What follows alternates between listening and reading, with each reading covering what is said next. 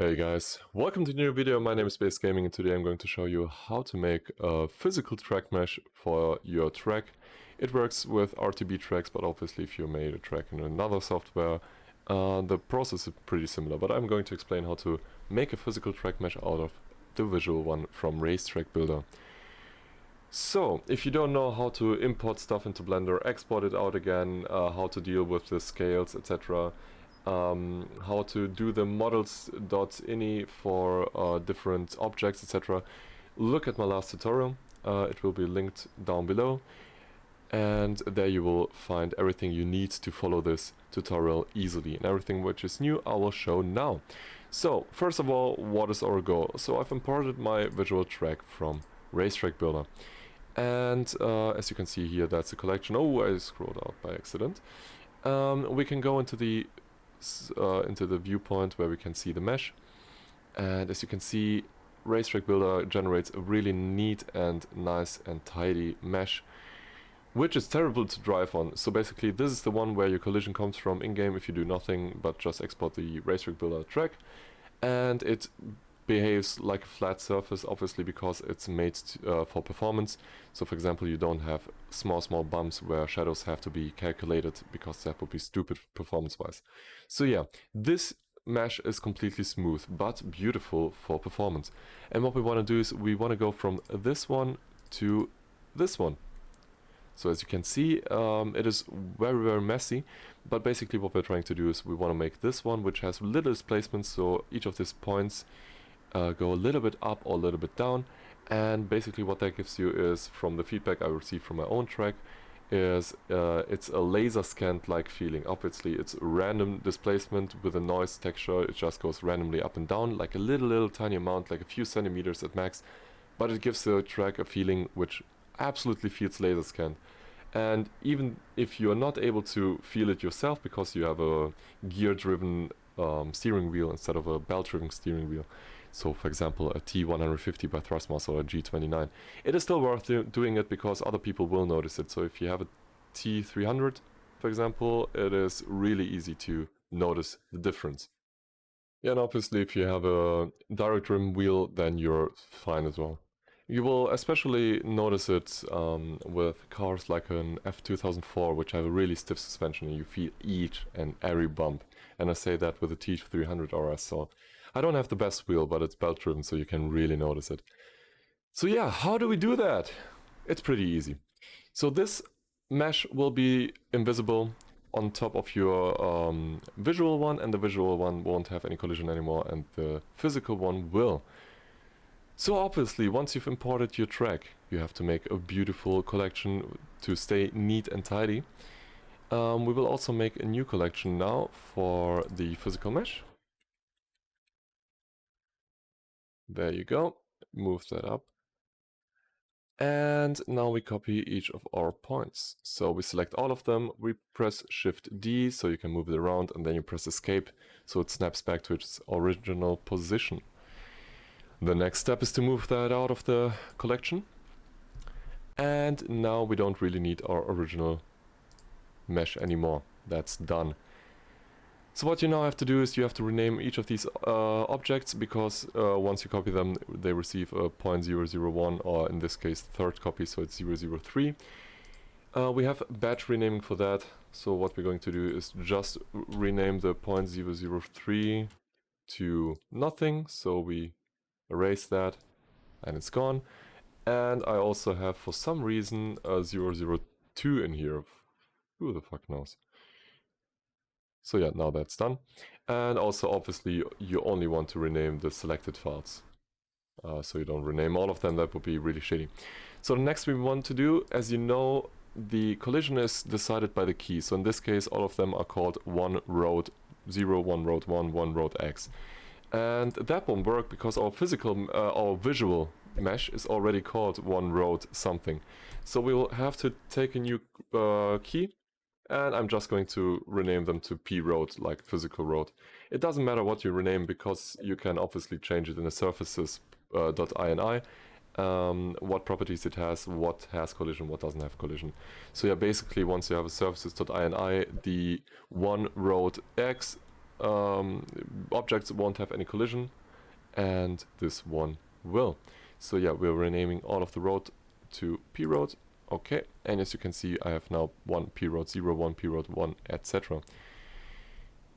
So now, next step, we are only going to work on one object at a time, and once we are satisfied with that one object, we are going to go over and copy the modifications we do to all of them. But first of all, obviously, we don't have enough polygons. As you can see, it's a really low res polygon mesh. So what we're going to do is select all of them and subdivide them so we have 4 times the amount. That would be really bad if that was the visual track, but as it's a physical one, we can really escalate here. So you will probably have less objects than me because I have a 9.5 kilometers track. But yeah, I mean, I'm just going to select all of them and it shouldn't take too long. So what you also want to do is, in my case, I'm going to do it this way for performance sake because my track does have a lot of polygons because it's kind of long. I'm only selecting the actual track and on the side, you know, where the grass is. So here I'm not going to subdivide them, they can stay low resolution. I don't care too much about that, stay on the track, god damn it. So yeah, once we have selected all of them, and as you can see, we've selected only the track, obviously, and the pit lane, we're going to go from object mode into the edit mode, right click, subdivide, and you could take use a modifier for that. So you could change it afterwards, but honestly I've had bad results, so I'm not going to do that. And yeah, it's way more than enough to just say stay with one cut, because that gives you 4 times the faces, so 4 times the polygons, and that's way more than enough, trust me. So one cut, and that's cool. Now we go back to object mode, because now we can start with fun shit. We can add the displacement, and obviously, as you can see, when we I'll go into the shading mode. So yeah, those are my track. Here, this for example is a track where you can't drive, it's just for visual aesthetic pleasing.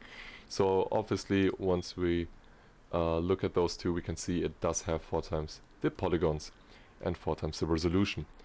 So what we now want to do is go to this button here, which is the texture properties, and you want to create a new texture. So there are 2 possibilities: either it says really big button and nothing else, where it says new texture or just new. You can press that one, or you can just generate a new texture by clicking new texture here. So I wanna make a new texture, and I'm just going to call it tutorial cloud. Call it whatever you want, and then you go over to type and use clouds. So it looks like this. So basically what we're going to do, we are going to apply this texture to the displacement filter. So what it will do, it will look at this, at the data of this texture, and according to the texture, how bright or how dark it is, it will add variations up and down randomly. Now we can go over to the modifier properties, because we want to add a new modifier. And the first modifier we want to add is the displacement modifier. And the texture we want to use is obviously the new cloud texture we just generated. And I think now it's pretty clear what we are going to do. Obviously these bumps are humongous, they're like 1/3 of the size of a wheel. So yeah, that's way too large, but I think you can pretty clearly see what we're going to do in the end. And you can really feel these bumps even if you make them pretty small, if your wheel is up to the task. So what we can do now to make them less big is reduce the strength. So personally for me, I found 0.03 to be optimal. I've received a lot of feedback. My god, my English. I've received a lot of feedback from my league and a few other drivers, so 0.03 seems to be the optimal. But depending on what you're doing, for example, if you have an off-road track or whatever, you might want to play around with this, or if you have like a really old scuffed road somewhere in the suburbs or in Detroit, if you're making something like that, do try to increase it. Maybe it gives it like this really nice old car park feeling, if you know what I mean.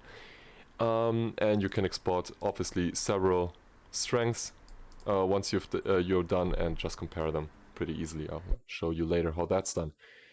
So now we have our displacements. It's pretty hard to see, but they're there, trust me, and it's, in my opinion, the right amount. But now we have way too many polygons, because this is going to hit the performance pretty hard, and it's not necessary to have this many, even though it looks pretty neat. So what we can now do is decimate them.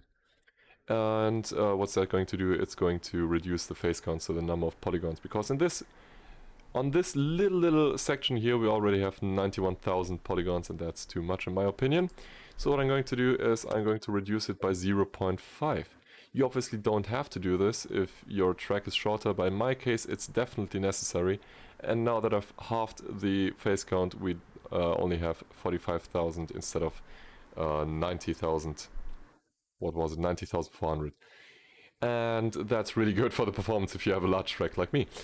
So now, as you can see, we have a lot less polygons, but you can still kind of see the displacement. For example, this point is lower than this point, so if you drive over this one part, you will have really nice bumps, and that's pretty cool. And that's it. Yeah, we're basically done. We just have to apply it to each of the objects. So if you compare it, we can really see this one is really flat, really boring, but this one has a lot of displacement. This point is higher than this and this one. And it gives it a beautiful feel in the force feedback. It makes so much fun to drive. So now the only thing which is left is to apply this to all of the other objects.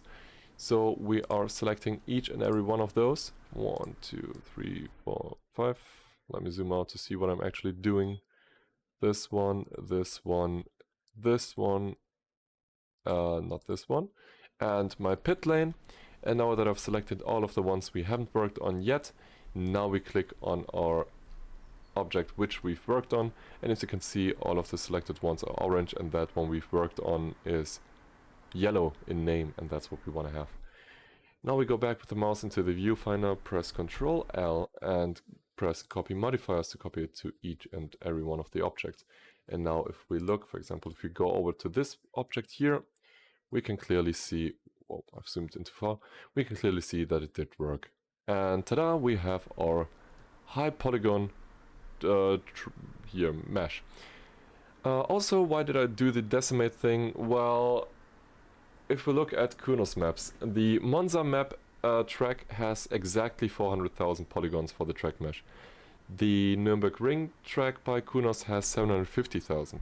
So once I had all of my tracks displaced, I saw down below here under trees, which is triangle, the faces we have, it was 1.2 million, which is too much when we look at Nürburgring Ring, which is double the length, and it only had 750,000. So I applied the Decimate Filter and it worked out beautifully. So I mean, if you stay around 400,000 to 750,000 vertices, you should be fine. Not vertices, sorry, I mean faces. You should be fine. So yeah, just play around with the Decimate Filter until you're at an amount between 400 and 750,000. So I've decided on 618. It's fine, it's fine. Yeah, the last thing we have to do before export, obviously don't forget that, we are now driving on our physical mesh and not on the visual one anymore. So we have to specify a pit road. So I'm going to rename this object, which is the pit in my case, to 1p for physical, 1p pit. And yeah, it's 1p pit, 1 obviously. Or 0? Yeah, I could call it 0. Yeah, I should call it 0. Proper naming conventions. And that's it. We're done. In Blender at least. Now we have to export each of those. Select all. I mean, you've seen my last tutorial or you know it already, but yeah, export. Woo! Export FBX. Only the selected objects, and the scale is 100, and then you press export and you have your mesh. Cool. So once you've done that, you have your FBX file and you put it into KS editor. I'm not going to do that now. And you want to save the persistency. So once you've saved the persistency, you obviously have your fbx.ini, and in here what you should probably do, because this track mesh is supposed to be invisible, you have to change the the visible part to 0. So how you're going to do that is go into your editor, press edit and replace, and then you want to replace cast shadows, also wrap around so it starts from the beginning again. We don't want it to cast any shadows, so you change all of these cast shadows to 0, and then you change visible 1 to visible 0. Why are we doing that through the ini? Because as you can see, I have 58 objects and you really don't want to go through Chaos Editor and change each and every one by hand. So you just save the persistency, you open the ini, you replace the visible and the cast shadows key for everyone with the replace tab. You save the ini file, you load the persistency again in Chaos Editor. You don't even have to restart Chaos Editor, you just go to the top left and press load persistency, and all of the track objects become invisible. Then you export it as a CAN5 file as you usually do, and we are already in the track folder, which is here. So yeah, now we have our track object and our physical track object consisting of our new mesh with only invisible objects. Now you obviously have to specify, you have to tell Assetto Corsa to load it in. So you go into your models ini of your layout, and well, I've just created a new entry, model 7, and I've added the Halifax GP track physical.can5 to the track, so it loads the physical one as well. Now what you have to do is you have to change the surfaces.ini, obviously, because you have to tell Assetto Corsa which one is the surface you're driving on. So you go into your data folder where your surfaces.ini is located, and as you can see, I've changed all of the keys to p-road instead of road and p-pit instead of pit. Obviously the grass stays the same because we didn't touch that one. The curbs, etc. are all different objects. But yeah, I've just added them here, and that gives you the physical track mesh as the one which receives collision from Assetto Corsa, and the one road 0, 1 road 1, etc. the visual mesh won't be used anymore because it's not in the surfaces.ini anymore. And that's basically it. Also, pro tip here, what you can also do, I have like an object which is the middle line, the dotted middle line in the middle of the street because it's a street circuit. And what you can also do is I've inserted my key line. So basically I've just changed the name of the middle line, the dotted one, or the double line where you are not allowed to overtake. I've changed the key to line, so I have one line 0, one line 1, one line 2, etc. I've added it here, and that's beautiful. That gives me such a big difference. It's so immersive if you already have like these little bumps, you know, it feels like a little bit, it feels laser scanned. I'm not gonna lie, it feels amazing. And then you drive over the middle line, you can really feel and hear that brrrr in the wheel. It's amazing. Or if you have two lines next to each other where you're not allowed to overtake, if you put your wheel right in the middle of the two lines, you really feel like you're a little bit being steered by the two lines. So it's amazing. I really do advise you, if you have a middle line, do that. It's really cool. And yeah, that's basically it. Also, if you are a cool dude, what you can also do, I made a separate track layout where I just didn't include the physical track mesh, and the surfaces.ini stayed the same, so it's the original one, so I have a flat surface. Because why not? I mean, some people are always going to complain, so if you really want to do it, you could make a separate layout. And yeah, that's it. I hope you liked it. I hope it helped you. I hope no questions are open. If so, you can ask them in the comments below. Also, I don't know why Content Manager just opened, but I guess it's fine. Also, down below you can find the link to my track Halifax GP, the track you can see right here. And also down below you can find a link to our Discord server for the racetrack building community, because we are the official tech support now. Fuck you, developer.